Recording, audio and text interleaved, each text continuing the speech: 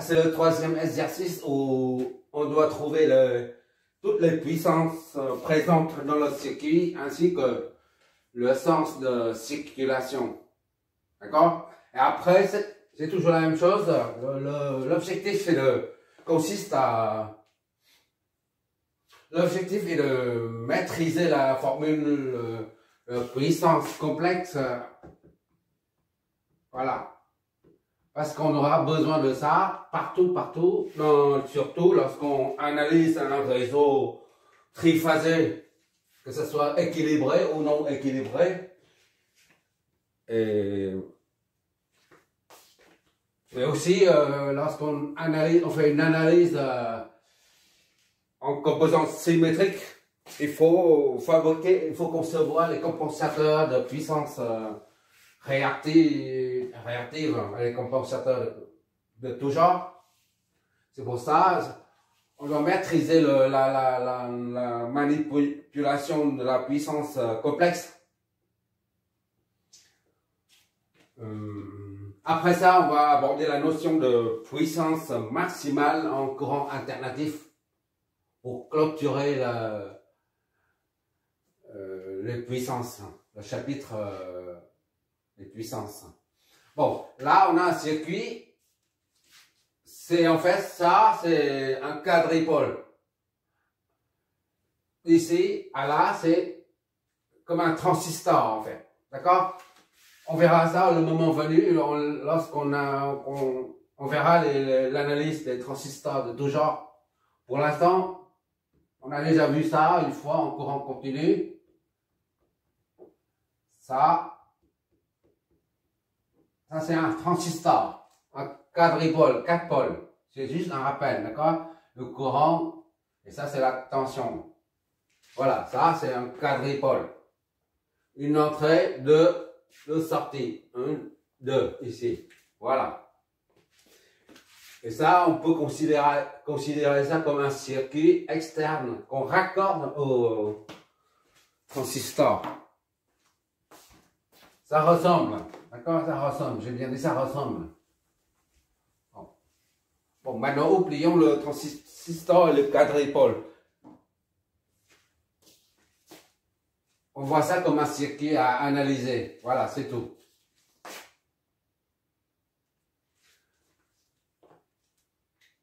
Pour pouvoir calculer la puissance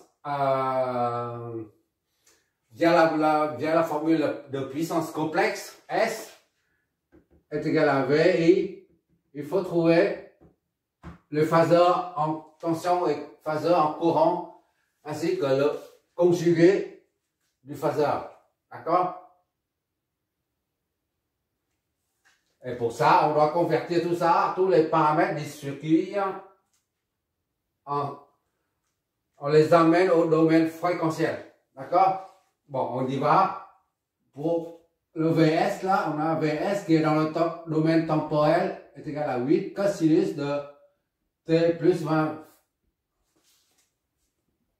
Donc, en domaine fréquentiel, ça donne 8 et 20 degrés. Voilà. Premier paramètre.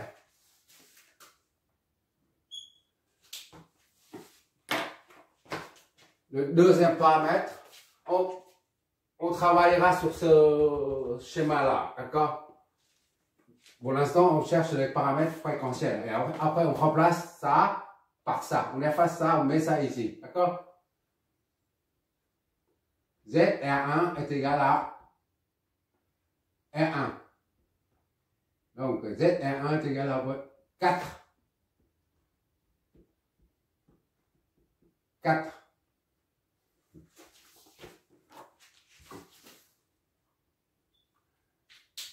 ZR2 est égal à, le même raisonnement conduit à 10. D'accord?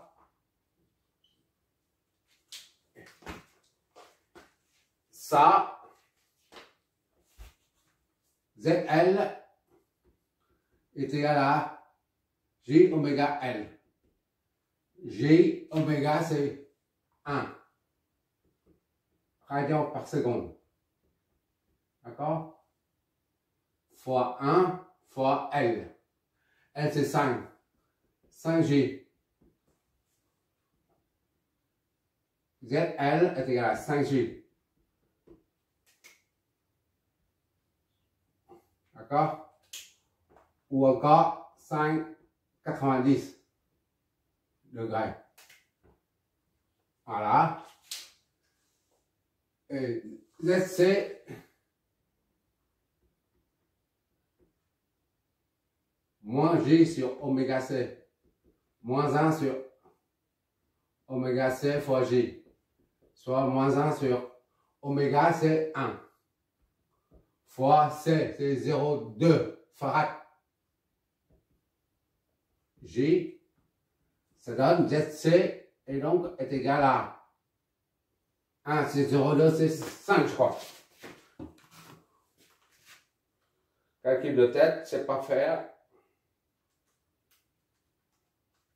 5, ok. Moins 5G ou 5 moins 90 degrés. Voilà. Je m'éloigne. Maintenant, on efface toutes ces valeurs-là et remplace par le valeur en fréquentiel. Et1, c'est Z, et1, c'est 4. C'est 4. D'accord?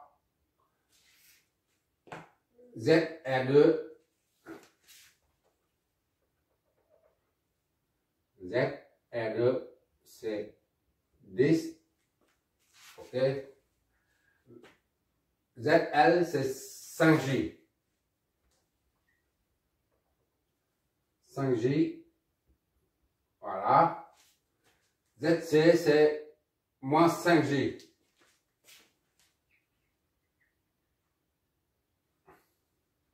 Moins ZC, moins 5G. D'accord? Et VS,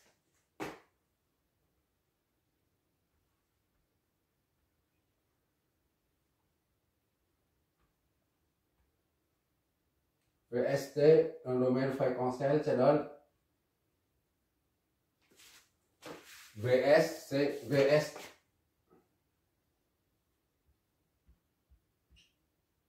Oui, 20. Ça,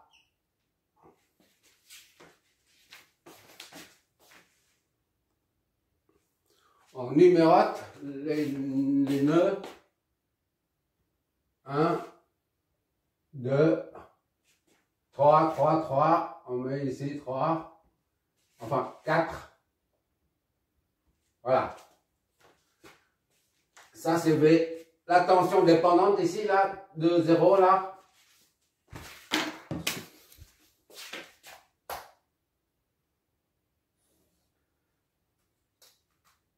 Cette tension dépendante dépend de la tension VDL2 aux bornes de la résistance L2. D'accord?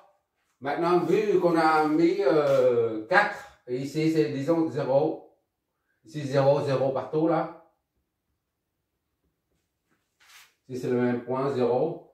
Et ben on remplace directement V4, 0. Pour simplifier, VL2 là, au bord de la résistance L2. V4, 0. Comme ça, c'est faire.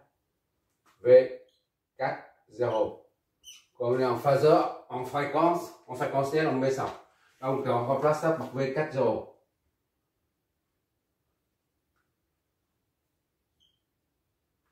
Quatre, 0, 40. Voilà.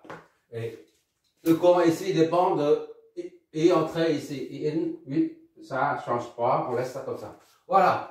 C'est terminé. Maintenant, il faut flécher le courant, les tensions. Ça, c'est V10, c'est une source de tension. V10. Là, c'est V12.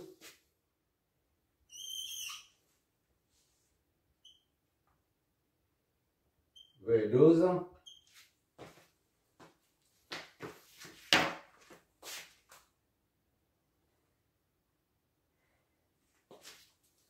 Et V12, normalement, la source de tension débite un courant, d'accord? Vers là.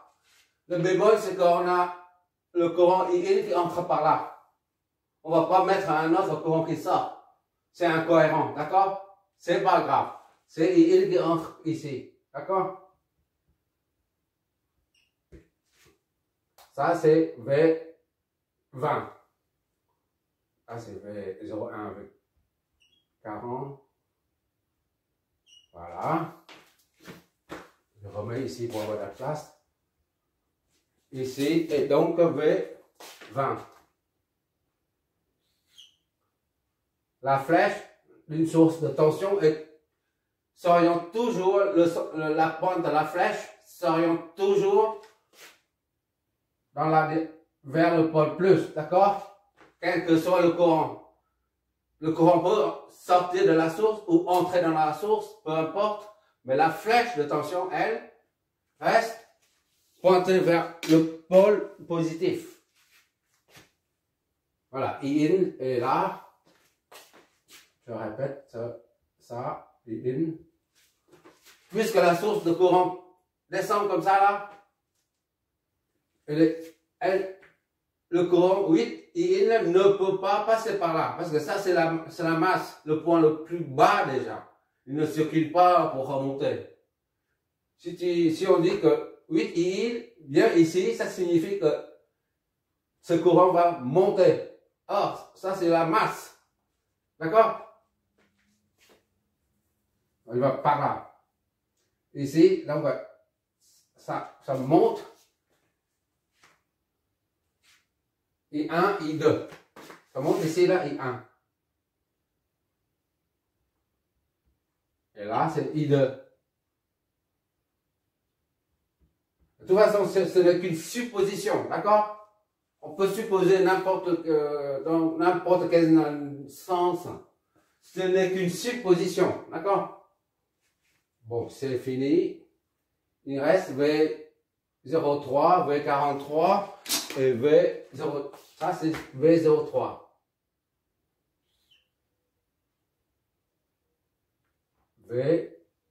V03. V. Le courant passe comme ça là. Donc, c'est un récepteur. V43. D'accord? Voilà, c'est fini. On peut attaquer maintenant.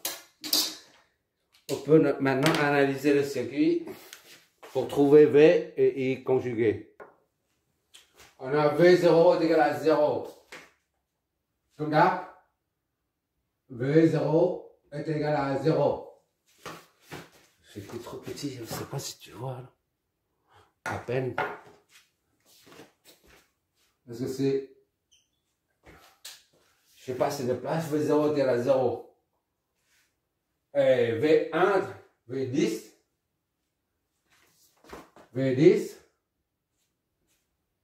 est égal à V1 moins V0. D'accord? V10 là est égal à VS. D'accord? Donc V1 moins 0 est égal à VS. V1 est égal à VS, soit V1 est égal à 8 et 20 degrés. Voilà.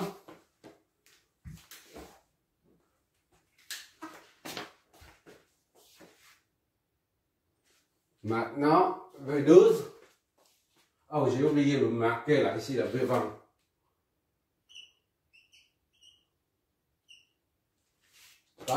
La tension ici, c'est la même que là.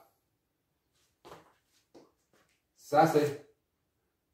Donc, ici, c'est 0,4. Ça, V0,4 ici aussi. 0,4. 4.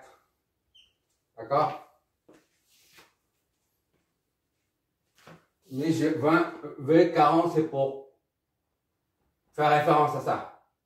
Tandis que ça, c'est un récepteur. Il faut mettre la flèche dans l'autre sens. C'est V04, c'est pas 40. D'accord? Ou moins 40. On a V1 maintenant. V12. V12 est égal à V1 moins V2 est égal à ZR1 fois IN. R1 fois IN. Soit IN est égal à V1 moins V2 sur ZR1.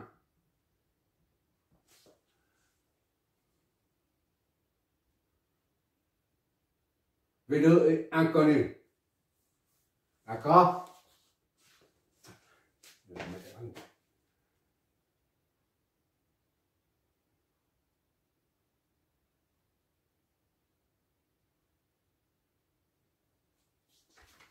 IN est égal à V1, c'est 8, 20.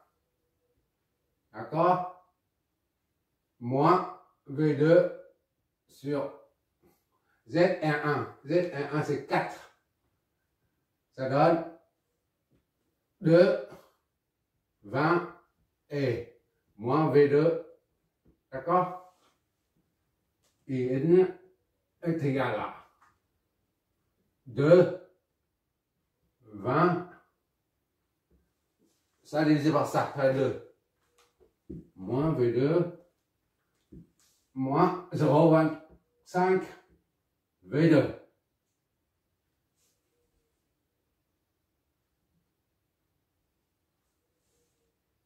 V2. D'accord?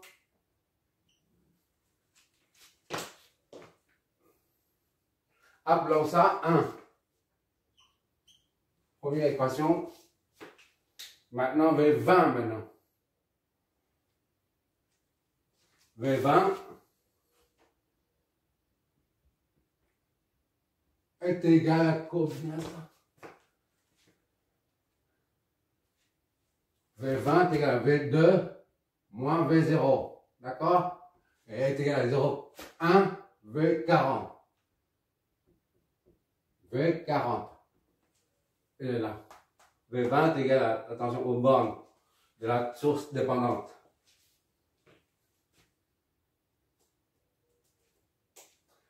On peut décomposer ça comme 0,1 fois V4 moins V0. D'accord? Donc V2 moins V0, c'est 0. D'accord? Est égal à 0 V4 fois moins 0. D'accord? V2 est égal à 0,1 V4.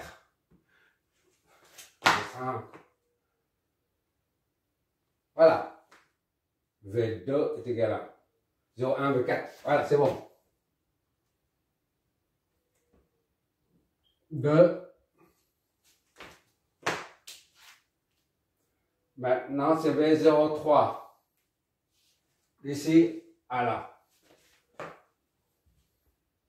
V03 est égal à V0 moins V3 est égal à ZL. D'accord?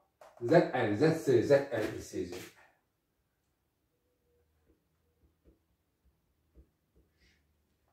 Voilà. 5G. Voilà. ZL 5G. V03 de là, ZL fois I1. I1.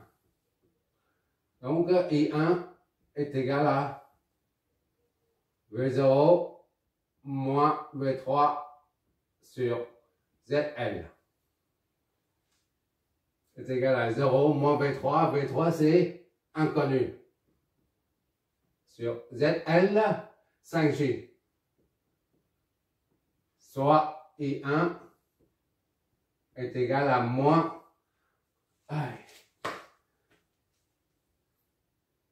On peut multiplier par J en bas, ça fait J au carré, ça fait moins 1. D'accord? Moins et moins, ça fait plus. D'accord? Plus V3 Et 1 sur 5, ça fait 0,2. Ça fait 0,2 J V3. Voilà.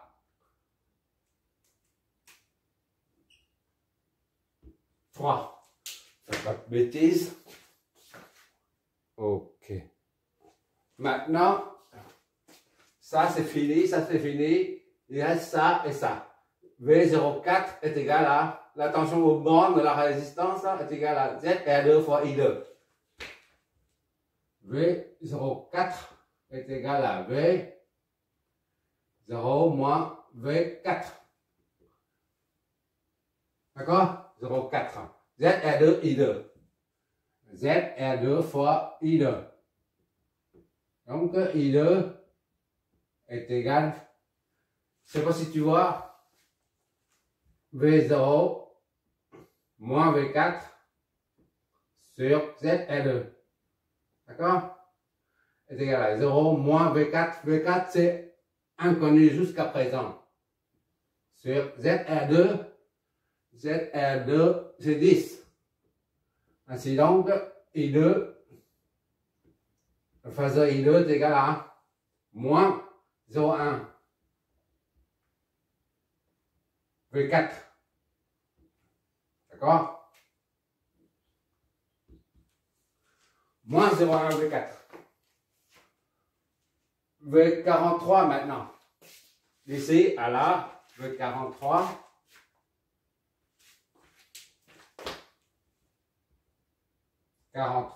Est égal à. Je ne sais pas si tu vois, j'écris tellement petit là.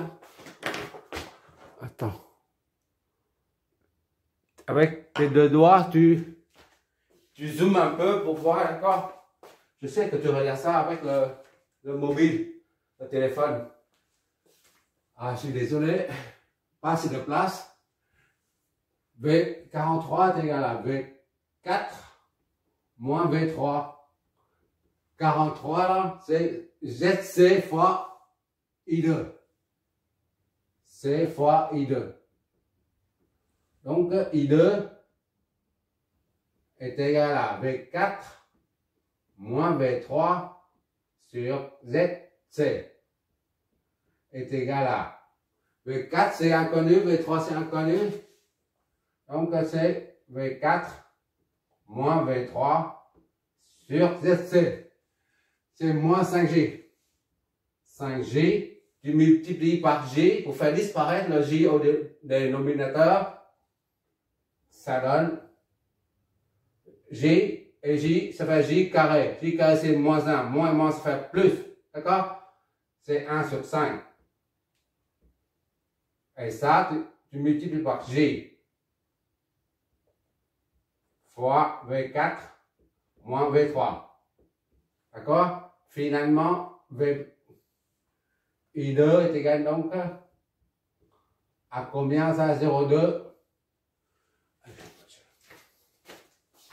C'est bon. 0,2. Oula! Ah, quelle misère! 0,2 J V4. D'accord? Moins 0,2 J V3. Ça, c'est la cinquième équation. Aïe! Ah, quelle misère! Bon, tous les courants sont là. Maintenant, on applique la loi d'Ohm, puisque c'est la méthode nodale, là. La loi des nœuds. I1 et I2 sortent de là. C'est-à-dire 8 I1 est égal à I1 plus I2. D'accord?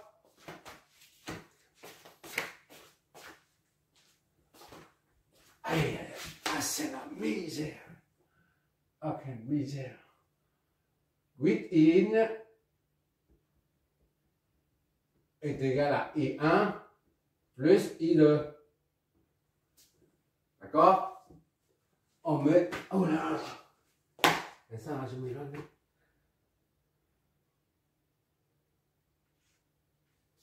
Oh, I1 plus I2 était là 8 I1.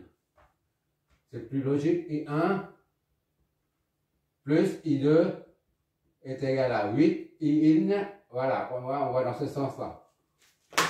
I1 plus I2, ok.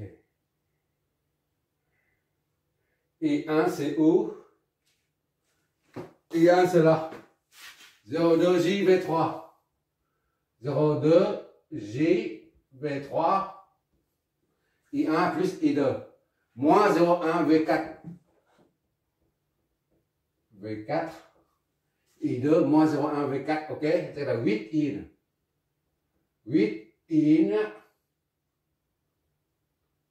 Et in c'est connu ou pas? C'est inconnu. Oula, là, je suis par terre.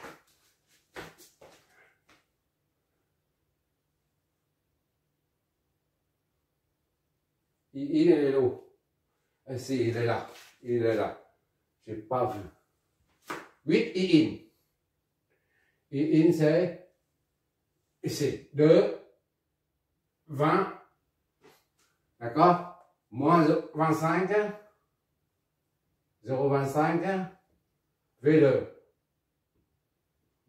D'accord? On va développer tout ça et réduire en V2. On va développer tout ça. Tu vois toujours, j'espère. Ok, code de ligne. 0,2 JV3. D'accord? Moins, c'est toujours pareil. V4 est égal à 8 fois 2, ça fait 16. 20 degrés. Et ça, c'est un quart. 0,25, c'est un quart. Un quart multiplié par 8, ça donne 2. Moins 2, V2. D'accord? Et qu'est-ce que ça nous donne? On met ça de l'autre côté. 2V2. 2V2. V2, c'est, on remplace par 0,1 V4. D'accord? On verra bien. JV3 moins 0,1 V4. D'accord? Plus 2V2. On passe ça de l'autre côté. C'est 20.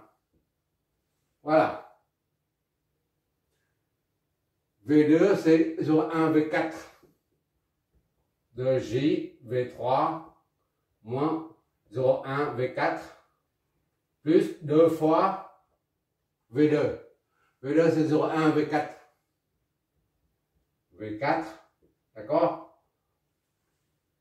Ça, c'est ça. Est égal à 16. Je ne sais pas si tu vois toujours là. Mon pauvre. Qu'est-ce que ça nous donne? Je suis désolé. 0,2J.